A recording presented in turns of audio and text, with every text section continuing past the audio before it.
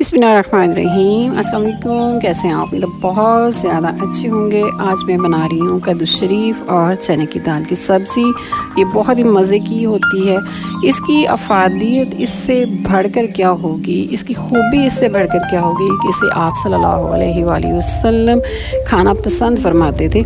और ये ऐसी ग़िज़ा है कि जिसके अंदर तकरीबन 70% के करीब पानी पाया जाता है और इसके साथ साथ इसमें बहुत ज़्यादा मिनरल्स पाए जाते हैं, कुछ ऐसे विटामिन्स पाए जाते हैं जो गर्मियों में आपकी बॉडी का टेम्परेचर जो है वो उसको नॉर्मल रखता है। कद्दू दाल को बहुत से फ़ायदे हैं और कद्दू का सबसे बड़ा फ़ायदा जो आपको ये नज़र आता है कि ये गर्मियों में जितनी भी ग़िज़ाई ज़रूरियात होती हैं उनको पूरा करता है।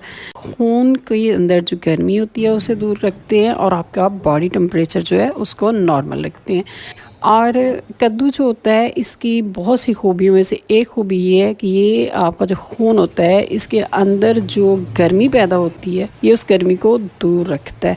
और वो लोग जिनके नाक से खून बहता है, अगर वो कद्दू को खाना पसंद करें, यानी अपनी खुराक में कद्दू का ज़्यादा इस्तेमाल करें, तो उनको खून जो उनके नाक से निकलता है वो निकलना बंद हो जाता है। लोग जिन्हें गर्मियों में बुखार बहुत ज़्यादा हो जाता है और बुखार उतरता नहीं है, तो वो क्या करें कि वो कद्दू का जो है इसको काटें और इसको काटने के बाद उसको उसका जो एक हिस्सा लेके अपने हाथों की जो हथेलियां हैं उन पे अच्छी तरह उसको मलें और इसके साथ साथ अपने जो पैरों हैं उन पर भी इसको अच्छी तरह मलें। तो क्या होता है